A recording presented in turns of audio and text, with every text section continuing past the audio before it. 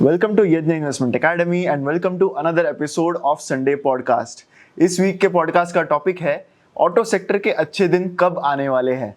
सो ये एक ऐसा सेक्टर है जिसने बहुत ही पेन देखा है, राइट प्रतीक? सो हमने देखा कि 2017-2016 से जो एनबीएफसी क्राइसिस स्टार्ट हुआ वहाँ से एक शुरुआत हुई।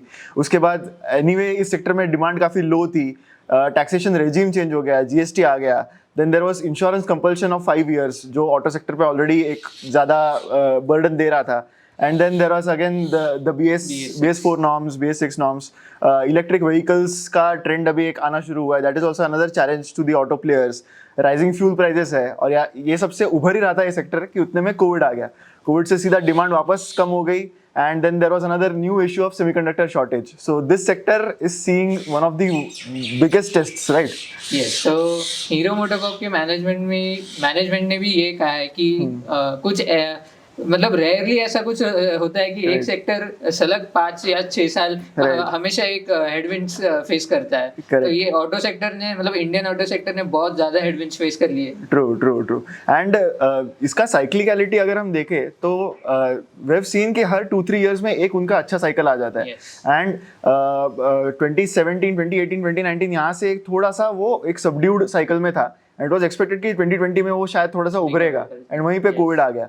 सो इट्स लाइक कि हर चीज whatever could go wrong has gone wrong for the auto sector. So this is how it has been for the auto sector in the last few years. So अगर हम इस sector के कुछ characteristics की बात करें तो cyclicality is something that has always been there and we are seeing that in terms of volumes as well, right? कि volumes में जो एक cyclical trend दिखता है, whether it is in the case of two-wheelers or passenger vehicles, that has always been seen. So like हम अगर देखें तो करंटली जो भी कंपनीज कॉन कॉल्स कर रहे थे उनका हमेशा focus that they were always talking about was premiumisation and exports. So exports के पॉइंट ऑफ व्यू से हम देखें तो यहाँ पर काफी एडवांटेजेस है इन प्लेयर्स को, राइट? यस। तो अगर बेसिकली ऑटो सेक्टर को इजी पार्ट मतलब सिंपल पार्ट्स में डिवाइड किया जाए तो टू व्हीलर्स आते हैं, फिर पैसेंजर व्हीकल्स आते हैं, कमर्शियल व्हीकल्स आते हैं और फिर ट्रैक्टर्स आते हैं, फिर थ्री व्हीलर्स जो एक छोटा पार्ट है। पर इंटरेस्टिंग चीज है कि ये कोई भी सेगमेंट एक दूसरे से रिलेटेड नहीं है, राइट? तो टू व्हीलर अगर हम देखा जाए तो टू व्हीलर का पेनिट्रेशन कम है, टू व्हीलर का जो पोटेंशियल है वो अभी भी बहुत ज्यादा है इंडियन ऑटो सेक्टर में। पीवीज का जो मतलब पैसेंजर व्हीकल्स का जो पेनिट्रेशन है वो भी बहुत ज्यादा कम है। इट कैन इम्प्रूव, मतलब वो हो सकता है कि आगे और अच्छे से इम्प्रूव हो। कमर्शियल व्हीकल टोटली गवर्नमेंट के स्पेंडिंग और इकोनॉमिक एक्टिविटी पे डिपेंड करता है और ट्रैक्टर्स तो मतलब रूरल एरिया जैसा मतलब मानसून जैसा हो, एग्रीकल्चरल सेक्टर जैसा कर रहा हो उस पर डिपेंड करता है। तो अगर एक्सपोर्ट्स के बारे में बात किया जाए तो इंडिया में टू व्हीलर्स का एक्सपोर्ट बहुत ज्यादा है। मतलब उसमें लीडिंग है बजाज ऑटो, मतलब जो लिस्टेड प्लेयर्स में बजाज ऑटो, फिर आते हैं अपने टीवीएस मोटर्स और अभी किधर आइशर मोटर्स एक्सपोर्ट कैच कर रहा है। हीरो मोटर को भी अभी धीरे धीरे अपने एक्सपोर्ट्स बढ़ा रहा है, पर जितना उनका डोमेस्टिक वॉल्यूम है उस कंपेयर टू दैट एक्सपोर्ट्स बहुत कम है।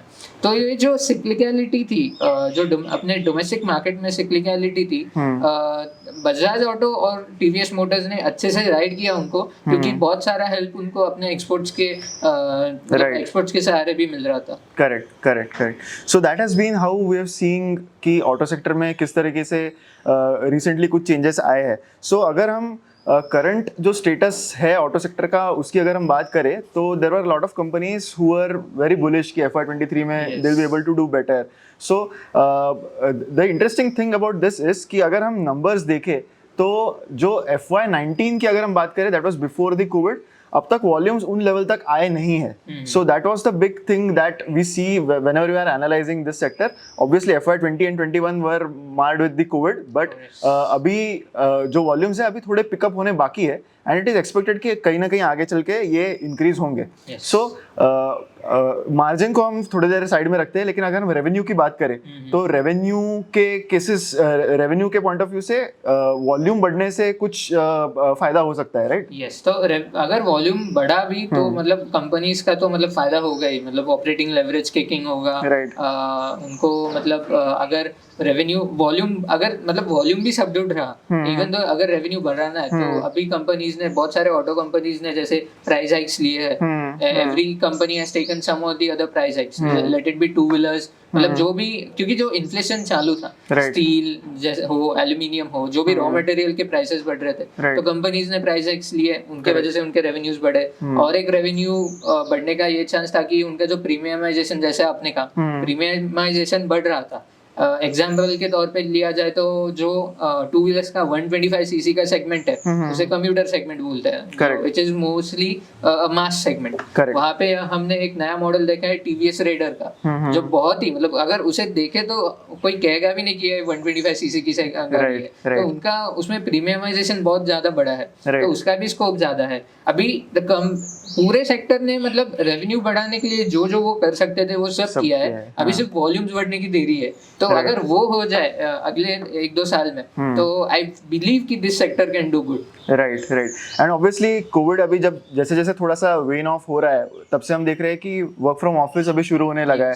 Schools and colleges mainly college crowd, that is very important segment for this sector, तो वो भी थोड़ा it is trying to make a comeback, so that will be a bit of a help in this sector. So अगर हम cost side पे देखें, अभी revenue की तो बात हमने की, कॉस्ट साइड पे देखें तो मार्जिन प्रेशर एटलीस्ट Q1 के लिए तो थोड़ा बहुत अभी भी रहेगा, right? And that's what we are seeing कि मार्जिन्स ऑलरेडी काफी स्क्वीज्ड है इस सेक्टर में, क्योंकि जब तक आप एक सब्सटेंशियल वॉल्यूम नहीं देते हो तब तक थोड़ा सा आपको उतना एडवांटेज नहीं मिल पाएगा। But it will be interesting to see कि फिलहाल लास्ट 1 मंथ में ऑल्दो कमोडिटी प्राइसेस काफी नीचे आने लगे, but there will be a lot of stocking these companies would have done that might have been at higher prices, so उसका operating margins पे थोड़ा सा फर्क आ सकता है at least for the first quarter. But it will be interesting to see कि अगले सब्सिक्वेंट क्वार्टर्स में मार्जिन लेवल पे कंपनीज कैसे परफॉर्म करती है। तो अभी बेसिकली प्रॉब्लम अभी डिमांड साइड में नहीं है, प्रॉब्लम सप्लाई साइड में है। वो भी इसलिए क्योंकि जो सेमीकंडक्टर शॉर्टेज है वो ज्यादा मतलब इम्पैक्ट कर रहा है कंपनीज को। मतलब अगर एक टीवीएस मोटर के कॉन कॉल के बारे में बात किया जाए तो कंपनी ने कहा है कि जो टीवीएस अपाचे है उसका प्रोडक्शन बहुत ही कम था Q4 के टाइम। वाई? क्योंकि वो एक प्रीमियम व्हीकल है, उसमें सेमीकंडक्टर रिक्वायरमेंट ज्यादा है, तो अगर जब तक वो रिक्वायरमेंट्स पूरे नहीं होते they won't be able to produce a vehicle. कुछ कंपनीज ने ऐसा भी किया कि उन्होंने कुछ ऐसे ही वेरिएंट्स निकाले जहाँ पे सेमीकंडक्टर्स की रिक्वायरमेंट कम रहेगी। कुछ कंपनीज ने ये भी किया कि जो सेमीकंडक्टर सप्लाईज है उन्होंने अपने क्या बोलते हैं, मतलब जो सप्लायर्स है वो पहले अकोमोडेट कर लिए कि जब रिकवरी होगी तो हमें सबसे पहले सेमीकंडक्टर दे देना चाहिए। तो industry has taken every step to produce the vehicles जो डिमांड केटर कर रहे हैं उसे सप्लाई कर दो।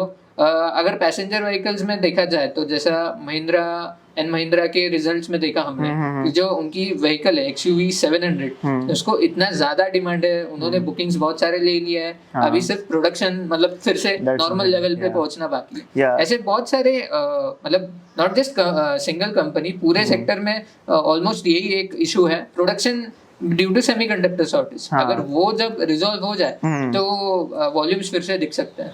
सो मैंने बहुत दोस्तों से, बहुत फैमिली मेंबर से भी सुना है कि whenever they are trying to enquire तो हर जगह पे उन्हें यही आंसर मिल रहा है कि वेटिंग पीरियड बहुत ज्यादा है, and that is something that we are seeing across any company, right? That is the thing कि वेटिंग पीरियड ज्यादा है, but a lot of companies in their con call said that even after a high waiting period the cancellations were not very high, so that is the good part about it. But now like Pratik said कि demand इतना issue नहीं है, अभी supply कब तक कितना fast catch up करता है, that is something that needs to be seen. So जब हम प्रीमियमाइजेशन जैसे कंसेप्ट की बात कर रहे थे, सो आइशर मोटर जैसी company which operates in a very premium segment of the two wheelers, so they have a bit of advantage there. Yes, so basically कैसा हुआ कि जैसा कोविड आया, हमने देखा है कि इकोनॉमिक क्लासेस में बहुत सारे लोग अफेक्ट हुए हैं, बट जो हायर क्लास में थे लोग, जो इकोनॉमिक क्लास में थे, उन पे ज्यादा इम्पैक्ट नहीं हुआ। लेट्स से आईटी क्राउड, उनमें आईटी क्राउड बहुत ज्यादा है, they didn't have much impact of Covid, क्योंकि उनके मतलब रिवर्सली भी उनके सैलरीज भी बहुत ज्यादा बढ़े, उनका डिमांड बहुत ज्यादा बढ़ा। तो ऐसे कुछ और जो रूरल सेगमेंट में थे वो ज्यादा अफेक्ट हुए। सेकंड कोविड वेव में तो रूरल एरिया बहुत ज्यादा इम्पैक्ट हुआ था। या so the companies which were focused, let's say अभी हीरो मोटोकॉर्प का एग्जांपल ले लेते हैं, उनके वॉल्यूम्स अभी तक उतने रिकवर नहीं हुए क्योंकि उनका बेस ज्यादा रूरल सेगमेंट में, पर अगर आयशर मोटर्स की बात की जाए, उनका जो क्लाइंट है वो ही मतलब जो अगर वो प्रीमियम व्हीकल है तो उनका क्लाइंट वो इकोनॉमिक क्लास में बिलोंग करता है। करेक्ट। तो उनपे डिमांड की आई डोंट फील कुछ ज्यादा इम्पैक्ट हुआ रहेगा। राइट। तो वैसे ही premium, so what we say is every company is focusing on premiumization. They know कि प्रीमियम व्हीकल्स का बहुत ज्यादा डिमांड रहता है और ऐसा नहीं कि अभी सब मास सेगमेंट से सीधा प्रीमियम जा रहे हैं। Correct. दे नो कि ये एक साइकिल है जो रूरल सेक्टर भी रिकवर हो जाएगा, बट जो कंपनीज ज्यादा रूरल एरियाज में फोकस्ड है, दे हैव टेकन अ थोड़ा impact. Right. So if we look at company like Hero MotoCorp that has been always operating in the economy segment, Yes. right? Splendors जैसी जो उनके products थे that have worked really well in the past. So when the focus is on premiumization, will the company need to change a lot of their products या आगे चल के उनको जो premiumization focus है वो ज़्यादा बढ़ाना पड़ेगा, या फिर ऐसा होगा कि जो रूरल जो डिमांड है वो धीरे धीरे अभी जैसे रिकवर होगी तो उनके जो इकोनॉमिक प्रोडक्ट्स है वो भी ज़्यादा अच्छे से चलेंगे अभी?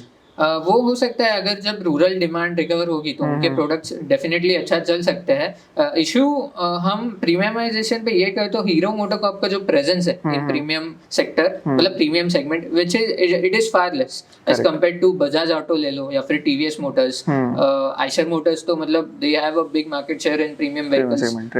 होंडा भी है, Yamaha भी है, so these guys cater to mass also, but they are more focused to premium segment. Right. Hero MotoCorp is totally, मतलब majority तो उनका mass segment में ही है, and they are yet to establish themselves in the premium sector. उनके models है, मतलब vehicle models है, but वहाँ पे competition ही इतना ज़्यादा है कि I mean if I give you an option of buying a Hero MotoCorp premium vehicle or a Royal Enfield premium vehicle, we have a clear answer which we are going to buy. क्योंकि वहाँ पे the people have what we say, people have the choice of selecting vehicles what they want. Exactly. But in mass segment people को अपने needs के लिए, like commuter segment, people को अपने needs के लिए चाहिए रहता है vehicle, और वो segment ज़्यादा price sensitive होता है। मतलब अगर companies price hike भी कर ले तो people सोचेंगे कि यार ये vehicle लेना चाहिए है या नहीं, but अगर आयशर मोटर्स ने price hike कर भी लिया, I don't think, मतलब उनके customers को ज़्यादा फर्क भी पड़ता होगा उसकी वजह से। Correct. And one more new thing that has been a very big trend in this sector since last few years has been EV, electric vehicles. So electric vehicles की अगर हम two wheelers के केस में बात करें, then the market still looks very amateur in that terms, right? Yes. I mean the companies are still trying to figure out कि हम battery जलाने से कैसे बचे. These sales becoming a substantial part of their revenue, there is still time for it. Yes. And if we see in case of passenger vehicles, Tata Motors is doing well in the EV segment, but even there the volumes have to really catch up till ये एक substantial part बने, right? Yes. So that's the thing about the EV sector vehicles, that it's still a trend that still needs to become quite substantial in terms of revenue, in terms of profits. So that will be an interesting thing to see ahead. उनका मतलब EV में अगर देखा जाए तो major issue is not about the demand but the infrastructure, क्योंकि India is still yet to make a good infrastructure for electric vehicles. अभी हम देख रहे हैं कि charging stations धीरे धीरे बढ़ रहे हैं, no doubt about it. But again वही है कि पहला स्टेप कौन लेगा? इलेक्ट्रिक व्हीकल्स पहला स्टेप लेंगे कि हम बहुत ज्यादा गाड़ियां बनाएंगे तो फिर तुम अपना इंफ्रास्ट्रक्चर बनाओ, बट देन कस्टमर भी लाइक इंफ्रास्ट्रक्चर नहीं है तो मैं गाड़ी क्यों खरीदूं? और इंफ्रास्ट्रक्चर कंपनी, लेट्स से अगर एक पावर कंपनी इंफ्रास्ट्रक्चर बना रही है, दे विल बी लाइक अगर ज्यादा व्हीकल्स हमको दिख नहीं रहे तो हम ज्यादा इंफ्रास्ट्रक्चर क्यों बनाए? तो यही है कि मतलब, और बट अभी तो प्रॉब्लम ऐसा नहीं है कि कौन आगे बढ़ रहा है, दोनों ही बहुत अच्छे से मतलब in equal levels they are increasing.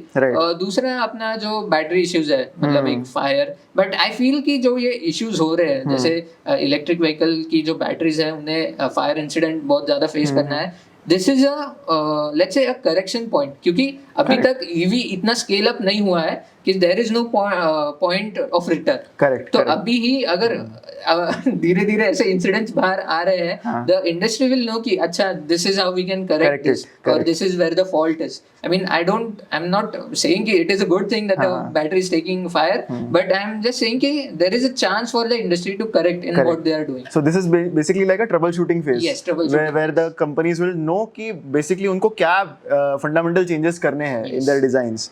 So on that note, we'll conclude this week's podcast. I hope you enjoyed this video. Please like, share, comment it.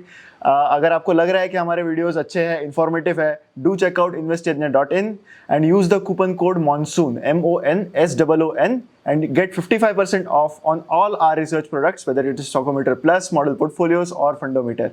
Thank you.